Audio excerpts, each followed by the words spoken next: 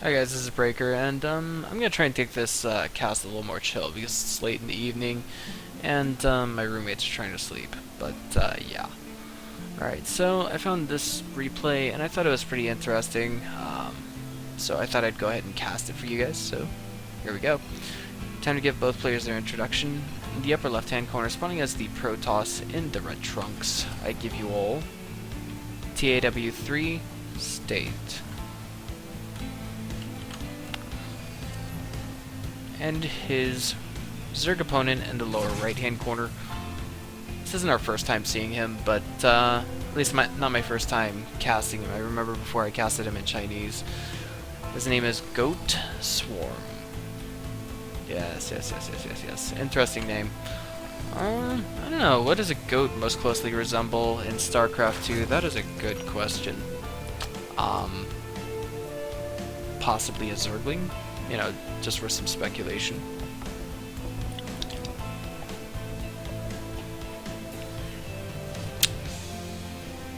And talking about the map, it is of course Akilon Flats. Of course, in Heart of the Swarm we have this rock tower, and once you kill it, it'll collapse and make a full wall off that no units can enter no matter how large they are. But of course flying units are another story. And it's protected by this little wall of rocks. Now there is something I want to highlight, like some changes that come from Heart of the Swarm basically make the game, like, just from my perspective, it seems like it's almost harder to kill the rocks in Heart of the Swarm than it would be in Wings of Liberty. Now there is something I also want to bring to your attention right now. It's that we see GoatSwarm going for a double gas before the cybernetics core, and he did not opt for a Forge Fast expand, so it seems like his goal behind this is to harvest a lot of gas, and with that gas he could be putting it into a robotics bay, a Twilight Council. Sorry, I'm going to bring my microphone a little closer to my face because I don't know if you guys can hear me clearly or not, but I'm going to try and talk this through smoothly. And interestingly enough, he's only actually got one probe on each gas. At this rate, he may as well just have two probes on a single gas. Meanwhile, we have Zerg taking their Expo in what seems to be the classic Wings of Liberty fashion versus Protoss, and by classic I mean the most popular macro-oriented method. Yeah.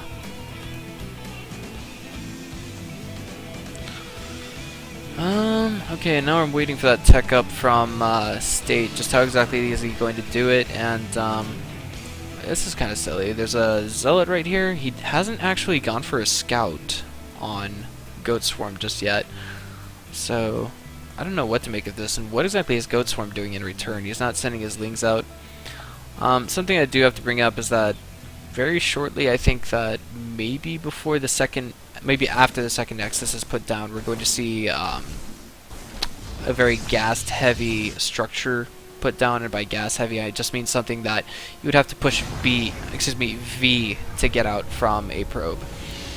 Now, this is the new shifting beta. It's kind of just taking it one day at a time, and of course, a mothership core does cost 100 gas to crank out. As of yet, we don't see that significant tech up that I was talking about, but we do have two Zealots out and on the way.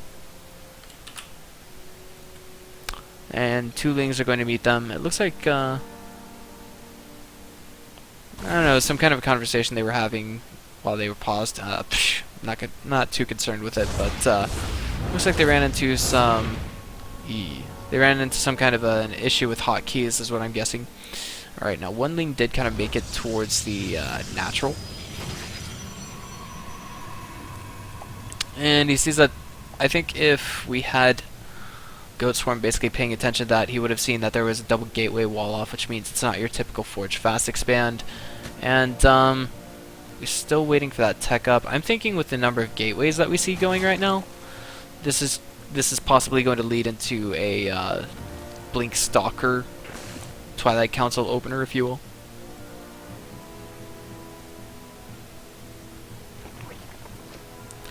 And now we have Creep Tumor here. Oh, it got cancelled. Or it didn't get cancelled. It basically got destroyed by the mothership core there. Of course, excellent vision. I want to say that we have State kind of just reluctant to poke in. Yeah, that's right. He doesn't want to face off against all those Lings. I mean, even with two Zealots, I don't think he'll be able to kill all of them. Looks like he's going back for some reason. I'm wondering if that was a misclick. I couldn't quite see his reason for using a mass recall. That strikes me as particularly, I don't know, strange. But anywho, we had the third hatch going down by GoatSwarm about 30 seconds ago. Teeny bit-ish late, but at the same time he opted for a rather semi-defensive opener. Behind this we see the Roach Warren going down, as well as Lair Tech in production. And that is a wow, that is a semi-classical opener. The only main difference between this and Wings of Liberty is that we have a mothership core integrated into the mix, and now we're just waiting for that classical tech up. Here it is. It looks like I did call it out. I did call it out wrong. It's actually a Stargate opener. This is actually quite the popular meta versus Zergs nowadays. In Wings of Liberty, you could say it was basically a useless opener towards the end of it, because it was basically figured out. If you just cranked out a bunch of Phoenixes, then all your opponent would have to do is throw down a bunch of static, well, 2 Spore Crawlers max per base, and then just drone up and throw down some Queens behind it, and just keep the Overlords alive, and they're good to go. Now what do we have coming from Zerg? Glial Reconstitution. And that's a lot of roaches to go up against that many sentries. Box of Pain, unfortunately, does go down on about 5 of those roaches, so they're actually getting just slightly outranged, but all of these force fields have just basically been burned, and with just a handful of sentries, excuse me, force fields left on those sentries, the main force of state gets pulled back.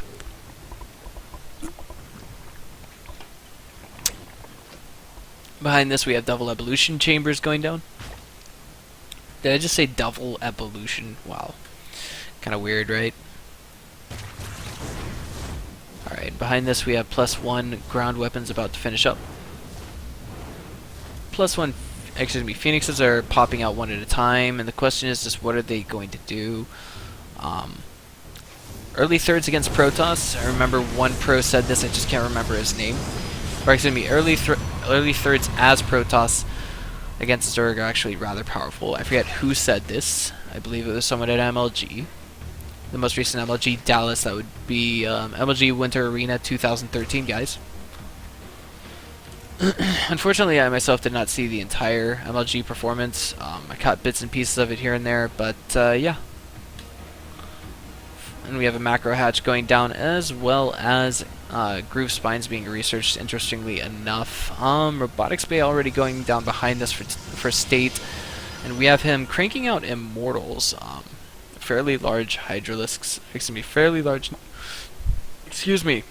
large number of roaches will be coming out with this for GoatSwarm. So of course I think this is a respectable choice.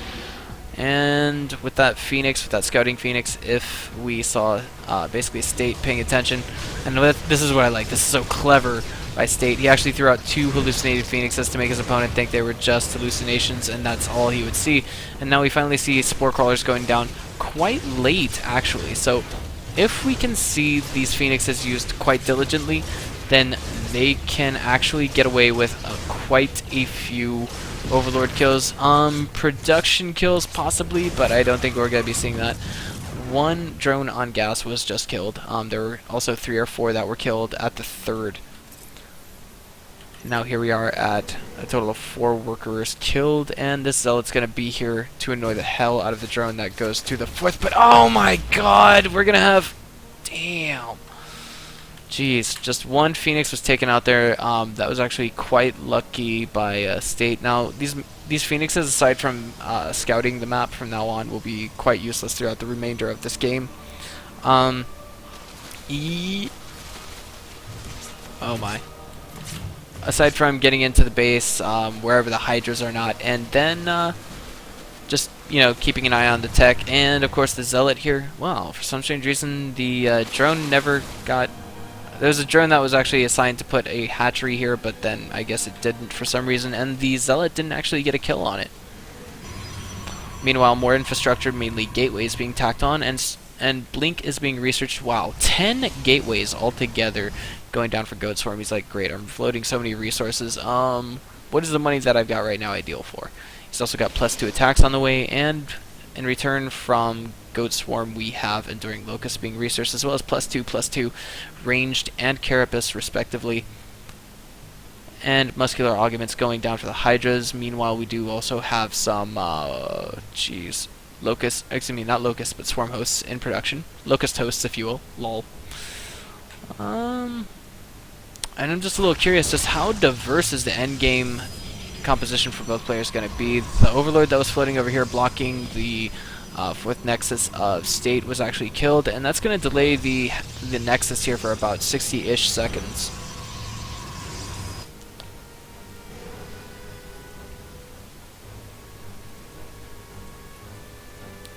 Fourth hatch is right there, and I don't know, the question is, in Zerg's position, should he or should he not take a fifth hatch? I honestly think it would do no harm for him to do it.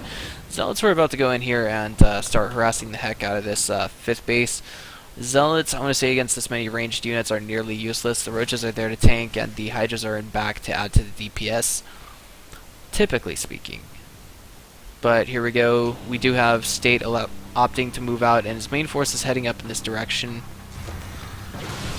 It did not go unspotted by GoatSwarm. He did have a Zergling up here, and it now looks like State is slightly hesitant to move out. He's expecting his opponent to relocate all of his forces. Of course, the Phoenixes pick up on otherwise tactics, that is, lol. We do have Zealot legs in research going down for State, and gonna see. GoatSwarm now has gas coming in off of 4 bases.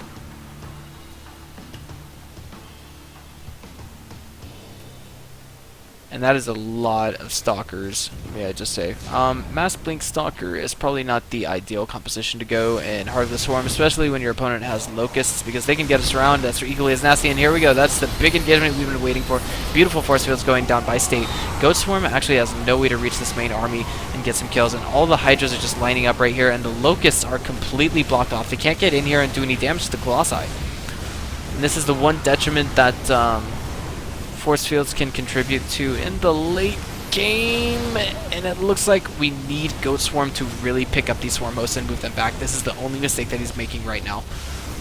His opponent only has so many force fields to burn, and you know, the concave here from the Hydras isn't the best, but at the same time they're doing some damage, they're getting some kills, and it looks like they're going to target down this one Immortal.